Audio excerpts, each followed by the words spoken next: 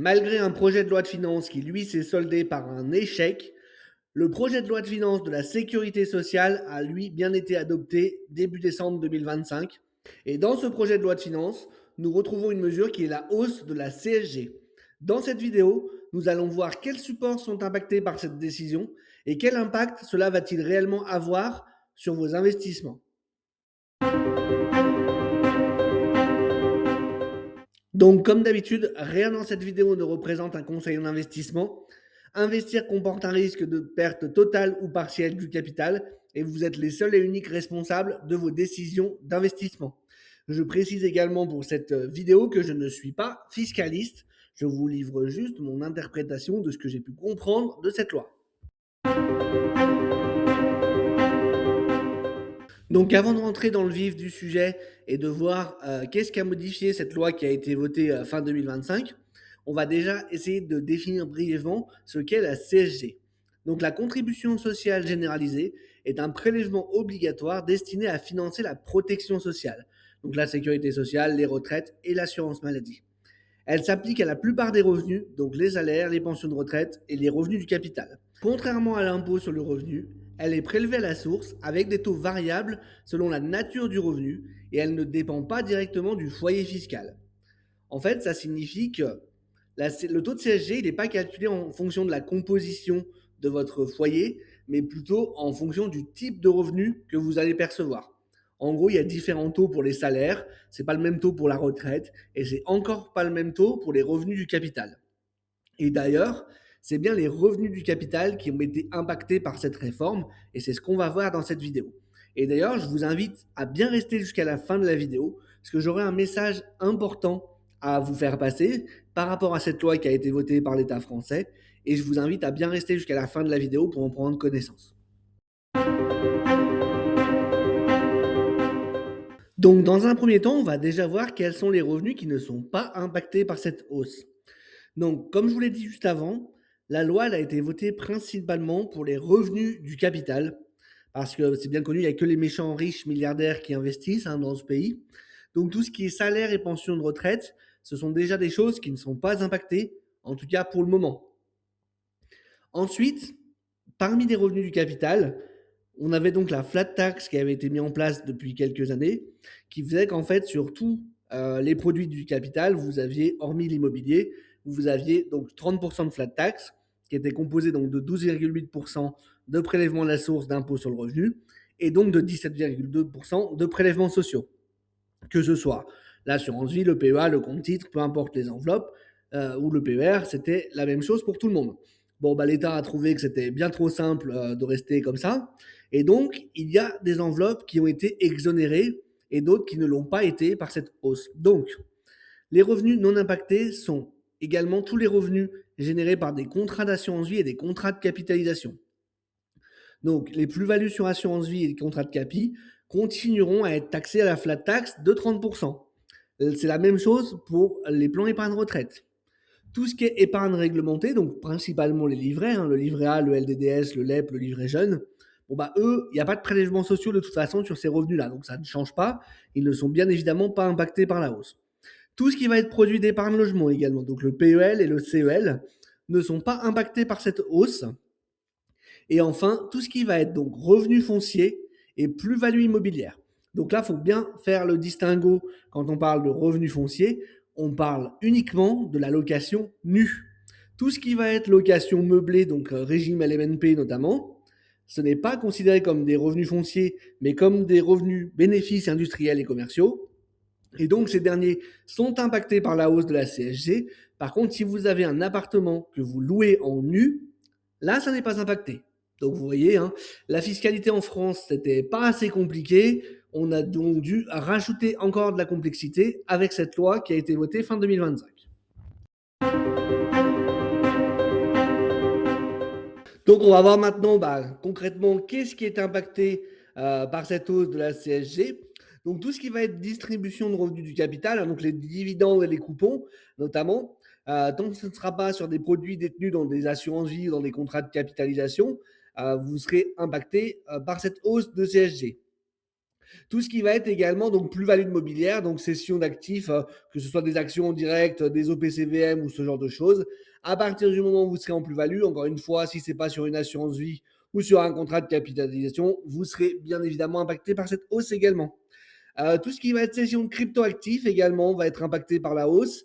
La plus-value sur les métaux précieux également, que ce soit quand vous vendez de l'or, que ce soit sur les plus-values mobilières ou sur les régimes des métaux précieux, tout simplement. Sauf si, bien évidemment, dans le premier cas, vous avez les abattements pour durée de détention qui vous permettent d'être exonéré complètement de fiscalité, c'est-à-dire que vous détenez les actifs depuis plus de 30 ans. Bien évidemment, dans ce cas-là, vous ne serez pas concerné. Mais voilà, à partir du moment où vous avez de la fiscalité à payer, vous serez impacté par cette hausse. Globalement, tout ce qui va se loger en fait dans les enveloppes plan épargne en action, compte titre ordinaire sont impactés. Et également, on en a déjà parlé dans la slide d'avant, tout ce qui va être du coup location meublée, hein, les revenus BIC donc sont impactés également par cette hausse. Donc on va faire un petit cas concret hein, pour voir en fait l'impact réel de cette réforme. Et donc, ce cas concret, il est bien évidemment fictif. On imagine qu'un certain Thierry vend des actions Apple avec 5 000 euros de plus-value. Et en 2026, il aura perçu 500 euros de dividendes. Alors, pour les puristes de la fiscalité, on va partir du principe que Thierry il a une tranche marginale d'imposition qui est très élevée, donc il opte forcément pour la flat tax. Et il a acheté ses actions Apple après 2018, donc il n'a pas d'abattement pour durée de détention. Donc, si en 2025, il avait fait ces opérations, en fait, il aurait eu 30% de flat tax sur les 5 500 euros, donc 5 000 euros de plus-value plus 500 euros de dividendes. Ça lui aurait fait donc une fiscalité de 1 650 euros, impôts et prélèvements sociaux inclus. Donc en 2026, avec la CSG qui passe donc de 9,2% à 10,6%, ce qui veut dire qu'en fait, les prélèvements sociaux passent de 17,2 à 18,6 et donc une flat tax à 31,4%, soit une fiscalité donc de 1 727 euros. Et donc l'impact de cette réforme, c'est que Thierry, concrètement, en 2026, il va payer 77 euros de fiscalité supplémentaire que s'il avait fait ses opérations en 2025. Donc j'avais plusieurs messages importants à faire passer à la suite de cette vidéo. Donc bien évidemment, par le cas concret, on voit que l'impact, il n'est pas non plus phénoménal, extraordinaire et hyper impactant. Malgré tout, là on a fait un petit exemple voilà, fictif. Faut se rendre compte que ça va réellement impacter donc le quotidien de certaines personnes, puisqu'aujourd'hui, comme vous le savez, il n'y a pas que les milliardaires qui investissent en bourse, il y a des gens qui investissent pour leur retraite parce qu'ils ont compris que c'était complètement nécessaire parce qu'on avait un système à l'agonie, des gens qui veulent se constituer un complément de revenus, ou même tout simplement des indépendants qui choisissent de garder une partie de leur capital dans leur entreprise pour pouvoir se la verser en dividendes, pour pouvoir économiser un petit peu sur les charges sociales monumentales qu'ils sont amenés à payer alors même qu'ils ne cotisent quasiment pour rien au travers de leur société. Donc, bien évidemment, je voulais également dire qu'il est très important qu'on protège notre modèle social. Je ne dis pas que personne ne doit payer pour rien du tout. Et bien évidemment, c'était très important de défendre notre modèle de sécurité sociale et ce genre de choses. Malgré tout, il faut bien comprendre qu'aujourd'hui, ce système est en bout de souffle et que de gré ou de force, il va devoir être réformé, puisque sinon, plus personne n'aura le droit à rien. Voilà. Alors, quelles sont les solutions? Je ne sais pas. C'est pas mon rôle non plus de les trouver. Mais voilà, avant d'avoir des commentaires désobligeants sous cette vidéo, je voulais bien évidemment dire que je ne prône pas la fin de la sécurité sociale et un modèle à l'américaine, ni loin de là. Mais je trouve que ce n'est pas la bonne manière que de sans cesse augmenter les impôts en se disant, en tapant sur les riches, en sachant que ce genre de loi n'a pas un impact que sur les riches, bien évidemment, puisque eux, les riches, ils ont toujours des solutions pour échapper à l'impôt, aux prélèvements sociaux ou à quoi que ce soit, et c'est pas eux qui vont être le plus impactés par ces réformes-là. L'autre message important que je voulais faire suivre, et c'est certainement le plus important de toute la vidéo, c'est que les lois fiscales et les politiques, elles changent en permanence dans un pays comme la France, et il est malheureusement très probable que la pression fiscale continue d'augmenter au fil du temps. Je ne vois pas comment les différents gouvernements qui vont se succéder ne vont pas encore augmenter les impôts, puisque en fait c'est la seule chose qu'ils savent faire et qu'ils sont incapables de s'attaquer à la vraie source du problème, qui est donc le fait de réduire les dépenses, tout simplement. mais ils préfèrent, pour leur confort, pour leur cadre de vie, ils préfèrent continuer à augmenter les impôts et à faire en sorte que les Français payent de plus en plus pour que eux puissent maintenir leurs avantages et leur train de vie. En tout cas, cela ne doit jamais, et j'insiste sur le mot jamais, être une raison pour ne pas investir.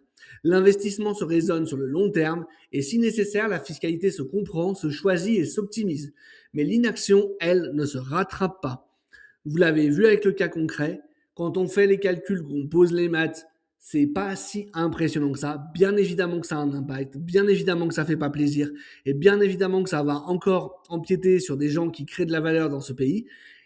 Malheureusement, je suis convaincu que les placements, les enveloppes comme l'assurance vie par exemple, ou le plan épargne retraite, ou toutes ces choses-là, qui n'ont pas été impactées cette année par cette réforme, c'est juste une question de temps avant qu'elle le soit.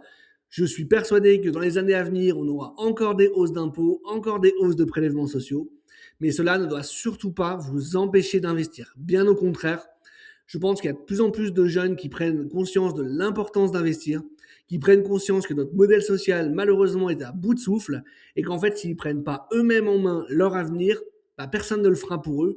Et malheureusement, avec ce genre de loi, le gouvernement, les différents gouvernements successifs leur mettent des bâtons dans les roues. Mais vraiment, cela ne doit pas vous empêcher d'investir. Voilà, bah écoutez, on arrive à la fin de cette vidéo. C'était quand même important pour moi de parler de cette réforme parce que si vous êtes sur cette chaîne, c'est que vous êtes probablement déjà investisseur ou au moins que ça vous intéresse et donc forcément que vous allez être impacté par cette loi. Bien évidemment, le projet de loi de finances n'a pas pu être voté, donc on ne sait toujours pas à quelle sauce on va être mangé en 2026. Ça ne serait pas étonné qu'ils nous pondent des trucs encore bien pires que la hausse de la CSG, hein, malheureusement. On verra ce qui va se passer dans les prochaines semaines ou dans les prochains mois. Dans tous les cas, je ne m'attends pas à grand-chose et je pense que je serai quand même déçu, hein, comme la plupart d'entre vous, malheureusement. En tout cas, j'espère que cette vidéo vous aura plu. Si c'est le cas, n'hésitez pas, comme d'habitude, à liker, commenter, partager et bien évidemment, surtout à vous abonner. Et quand vous vous abonnez, pensez bien à activer la petite cloche pour ne pas manquer la sortie des prochaines vidéos. Et moi, j'espère justement vous retrouver sur une prochaine vidéo. Et je vous dirai ciao, à la prochaine.